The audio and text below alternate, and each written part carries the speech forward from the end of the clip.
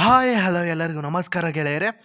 ಸ್ನೇಹಿತರೆ, D C C ಬ್ಯಾಂಕಲ್ಲಿ ಈ ಒಂದು ನೇಮಕಾತಿಯನ್ನು ಮಾಡ್ಕೊಳ್ತಾ ಇದ್ದಾರೆ. ಅಕೋಲಾದಲ್ಲಿ ಈ ಒಂದು ನೇಮಕಾತಿ ಆಗಿರುತ್ತೆ ಸ್ನೇಹಿತರೆ. ನೀವು ಈ ಒಂದು ಅಪ್ಲಿಕೇಶನ್ನ ಆನ್ಲೈನಲ್ಲಿ ಸಲ್ಲಿಸಬೇಕಾಗಿರುತ್ತೆ. ಜೂನಿಯರ್ ಕ್ಲರ್ಕ್ ಸಪೋರ್ಟ್ ಸ್ಟಾಫಿಗೆ ಈ ಒಂದು ನೇಮಕಾತಿಯನ್ನು ಮಾಡ್ಕೊಳ್ತಾ ಇದ್ದಾರೆ. ನೀವು ಆನ್ಲೈನ್ ಮುಖಾಂತರನೇ ಅಪ್ಲಿಕೇಶನ್ನ ಸಲ್ಲಿಸಬೇಕಾಗುತ್ತೆ. ಯಾವುದೇ ರೀತಿಯ ಆಫ್ಲೈನಲ್ಲಿ ಅಥವಾ ಇಮೇಲ್ ಐ ಡಿಯಲ್ಲಿ ನೀವು ಕಳಿಸಿದ್ರೆ ಸೊ ಇದನ್ನು ವ್ಯಾಲಿಡ್ ಮಾಡಲ್ಲ ಅಂತ ಕಳಿಸಿದ್ದಾರೆ ಸ್ನೇಹಿತರೆ. ಅದೇ ರೀತಿ ಇಲ್ಲಿ 26/1/2024ರಿಂದ ಆನ್ಲೈನಲ್ಲಿ ಅಪ್ಲಿಕೇಶನ್ ಹಾಕೋಕ್ಕೆ ಸ್ಟಾರ್ಟ್ ಆಗಿದೆ. 9/2/2024ರಲ್ಲಿ ನೀವು ಆನ್ಲೈನಲ್ಲಿ ಅಪ್ಲಿಕೇಶನ್ನ ಸಲ್ಲಿಸ್ಬೋದಾಗಿದೆ ಸ್ನೇಹಿತರೆ. ಜೂನಿಯರ್ ಕ್ಲರ್ಕಿಗೆ ಒಟ್ಟು 100 ಹುದ್ದೆಗಳಿಗೆ ನೇಮಕಾತಿಯನ್ನು ಮಾಡ್ಕೊಳ್ತಾ ಇದ್ದಾರೆ.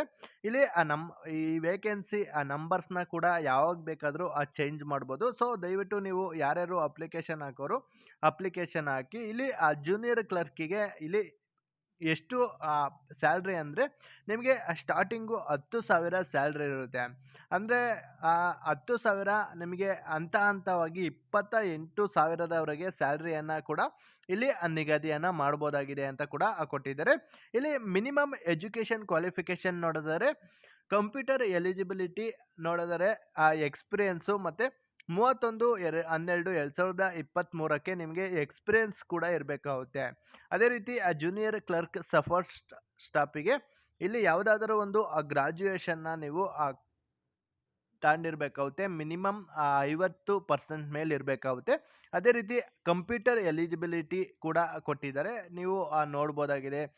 ನೀವು ಯಾವ ಒಂದು ಕೋರ್ಸಲ್ಲಿ ಕಂಪ್ಯೂಟರ್ ಮಾಡಿರಬೇಕಾಗುತ್ತೆ ಅಥವಾ diploma computer degree R MS CIT and Maharashtra state technical higher education board ಮುಂಬೈಯಲ್ಲಿ ಕೂಡ ಮುಗಿಸಿದ್ರೆ ನಿಮಗೆ ಇಲ್ಲಿ ಒಂದು ಕನ್ಸಿಡರ್ ಮಾಡ್ತಾರೆ ಅಂತ ಕೊಟ್ಟಿದ್ದಾರೆ. ಅದೇ ರೀತಿ ಏಜ್ ಲಿಮಿಟ್ ನೋಡಿದ್ರೆ 31/12/2023ಕ್ಕೆ ಸಂಬಂಧಿಸಿದಂತೆ ನಿಮಗೆ 21 ವರ್ಷದ ಮೇಲ್ಪಟ್ಟವರಾಗಿರಬೇಕು, 30 ವರ್ಷದ ಕೆಳಗಿನ ಅಭ್ಯರ್ಥಿಗಳಾಗಿರಬೇಕಾಗುತ್ತೆ. ಅದೇ ರೀತಿ ಅದರ್ ಎಲಿಜಿಬಿಲಿಟಿ ಕ್ರೈಟೀರಿಯಾ ಕೂಡ ಇರುತ್ತೆ. ದಯವಿಟ್ಟು ನೀವು ನೋಡ್ಕೊಂಡು ಅಪ್ಲಿಕೇಶನ್ ಹಾಕಿ. ರಿಕ್ರೂಟ್ಮೆಂಟ್ ಪ್ರೋಸೆಸ್ ಕೂಡ ಇಲ್ಲಿ ಕೊಟ್ಟಿದ್ದಾರೆ. ಆನ್ಲೈನ್ ಎಕ್ಸಾಮಿನೇಷನ್ ಕೂಡ ಇಲ್ಲಿ ಇರುತ್ತೆ. 75 ಮಾರ್ಕ್ಸ್ ತಗೊಂಡಿರ್ಬೇಕಾಗುತ್ತೆ. 25 ಮಾರ್ಕ್ಸ್ನ ನೀವು ಇಂಟರ್ವ್ಯೂ ಮೂಲಕ ಇಲ್ಲಿ ಪಡ್ಕೋಬೋದಾಗಿರುತ್ತೆ. ನೋಡ್ಬೋದಾಗಿದೆ ಇಲ್ಲಿ ಯಾವ ರೀತಿ ನಿಮಗೆ ಯಾವ ಒಂದು ಬೇಸ್ ಮೇಲೆ ಎಕ್ಸಾಮ್ಸ್ನ ನಡೆಸ್ಬೋದು ಅಂತ ಕೂಡ ಕೊಟ್ಟಿದ್ದಾರೆ. ನೋಡಿ, ಈ ಒಂದು ಕಂಪ್ಯೂಟರ್ ನಾಲೆಡ್ಜ್ ಇರ್ಬೋದು, ಮತ್ತು ಇಂಗ್ಲೀಷ್ ಲ್ಯಾಂಗ್ವೇಜು, ಮತ್ತು ರೀಸನಿಂಗು, ಜನರಲ್ ಅವೇರ್ನೆಸ್ಸು ಇಷ್ಟು ಈ ಒಂದು ನೇಮಕಾತಿಗೆ ಕೊಟ್ಟಿದ್ದಾರೆ. ಆನ್ಲೈನ್ ಅಪ್ಲಿಕೇಶನ್ ಪ್ರೋಸೆಸ್ ಕೂಡ ಯಾವ ರೀತಿ ಇರುತ್ತೆ ಅಂತ ಕೊಟ್ಟಿದ್ದಾರೆ. ಸೊ ಈ ಒಂದು ಪ್ರೋಸೆಸ್ನ ನೀವು ನೋಡ್ಕೊಂಡು ಅಪ್ಲಿಕೇಶನ್ ಹಾಕಿದ್ರೆ ನಿಮಗೆ ತುಂಬಾ ಹೆಲ್ಪ್ ಆಗ್ಬೋದು ಅಂತ ನಾನೊಂದು ಅಂದಾಜು ಮಾಡ್ತೀನಿ. ನೀವು ಅಪ್ಲಿಕೇಶನ್ನ ನೀವು ಆನ್ಲೈನ್ ಮುಖಾಂತರನೇ ಅಪ್ಲಿಕೇಶನ್ ಹಾಕಿದ್ರೆ ನೀವು ಇಲ್ಲಿ ಅವರು ಕೂಡ ಅಪ್ಲಿಕೇಶನ್ ಅಕ್ಸೆಪ್ಟೆಡ್ ಮಾಡ್ಕೊಳ್ತಾರೆ ಅಂತ ಕೂಡ ಕೊಟ್ಟಿದ್ದಾರೆ. ಅದೇ ರೀತಿ ಇಲ್ಲಿ ನಿಮಗೆ ಸೆಲೆಕ್ಷನ್ ಕೂಡ ಯಾವ ರೀತಿ ನಡೆಸ್ತಾರೆ ಅಂತ ಕೊಟ್ಟಿದ್ದಾರೆ. ಅದಕ್ಕೂ ಮೊದಲು ಪೇಮೆಂಟ್ ನಿಮಗೆ ನೋಡಿದ್ರೆ ಫೀಸ್ ನೋಡಿದ್ರೆ 1,000 ಇಲ್ಲಿ ಫೀಸ್ ಇರುತ್ತೆ. ನೀವು ಆನ್ಲೈನ್ ಮುಖಾಂತರನೇ ಫೀಸ್ನು ಕೂಡ ಪೇ ಮಾಡಬೇಕಾಗಿರುತ್ತೆ ಅಂತ ಕೂಡ ಇಲ್ಲಿ ಕೊಟ್ಟಿದ್ದಾರೆ ಸ್ನೇಹಿತರೆ. ಸೊ ಏನು ಅಪ್ಲಿಕೇಶನ್ ಹಾಕ್ತೀರಾ ಅದರ ಒಳಗೆ ನೀವು ಅಪ್ಲಿಕೇಶನ್ ಡೇಟ್ ಮುಗಿಯೋದ್ರ ಒಳಗೆ ಕೂಡ ನೀವು ಈ ಒಂದು ಫೀಸ್ನ ಕಟ್ಟಬೇಕಾಗಿರುತ್ತೆ. ಫೋಟೋಗ್ರಾಫು ಮತ್ತು ಸಿಗ್ನೇಚರ್ ಸ್ಕ್ಯಾನ್ ಆ್ಯಂಡ್ ಅಪ್ಲೋಡು ಇಲ್ಲಿ ನೀವು ಯಾವುದಾದ್ರೂ ಒಂದು ನಿಮ್ಮ ದಾಖಲೆಗಳಿದ್ದರೆ ಅದನ್ನ ಫೋಟೋಗ್ರಾಫ್ ಮಾಡಿ ಸ್ಕ್ಯಾನ್ ಮಾಡಿ ನೀವು ಆ ಒಂದು ವೆಬ್ಸೈಟ್ಗೆ ಅಪ್ಲೋಡ್ ಮಾಡಬೇಕಾಗಿರುತ್ತೆ.